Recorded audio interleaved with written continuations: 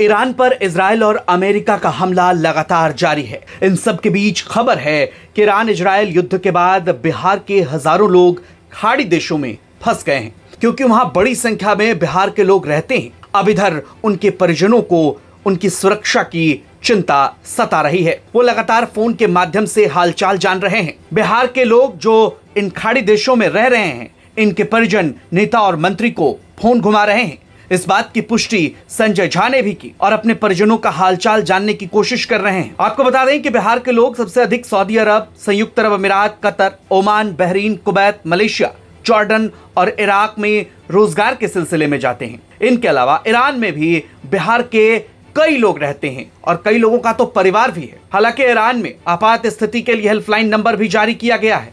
इधर विदेश मंत्रालय ने यूएई, सऊदी अरब, कुवैत, बहरीन और अन्य खाड़ी देशों में भारतीय नागरिकों के लिए सलाह जारी की है। भारतीय दूतावासों ने कहा है कि अत्यधिक सावधानी बरतें, अनावश्यक यात्रा से बचें, घर के अंदर रहें और स्थानीय अधिकारियों के निर्देशों का पालन करें। विदेश मंत्री एस जयशंकर ने खाड़ी देशों के नेताओं से बातचीत की है और भारतीय समुदाय की सुरक्षा की गारंटी भी ली है।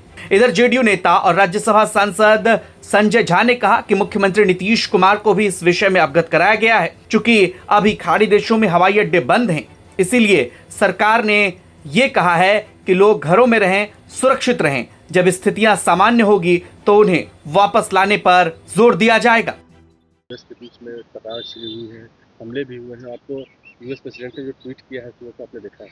नहीं, सबसे बड़ी बात है कि हम लोग के लिए कंसर्न है कि बहुत सारे लोग इस देश के, खास करके बिहार के खाड़ी के देशों में रहते हैं और बहुत सारा फ़ोन भी हम लोगों को आ रहा है वहाँ से।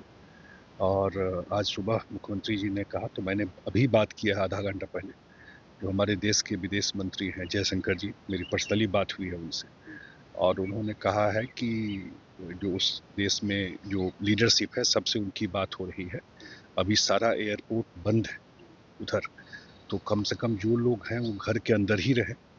और भारत सरकार, एक्सटर्नल अफेयर्स मिनिस्ट्री सारे सिचुएशन को मॉनिटर कर रही है। जैसे ही थोड़ी स्थिति नॉर्मल होगी तो फिर उनके आने का या जो भी तरीका होगा उसका रास्ता निकाला जाएगा। फिलहाल बड़ा कंसर्न, हम सब लोग चाहते हैं कि युद्ध रुके और दुबई एयरपोर्ट इतना इम्पॉर्टेंट एयरपोर्ट है, वो एयरपोर्ट भी बंद हो गया और हम बिहार सरकार भी भारत सरकार के संपर्क में है, हमारे पदाधिकारी हैं संपर्क में। अब ये भी समझिए कि क्यों खाड़ी देश निशाने पर हैं।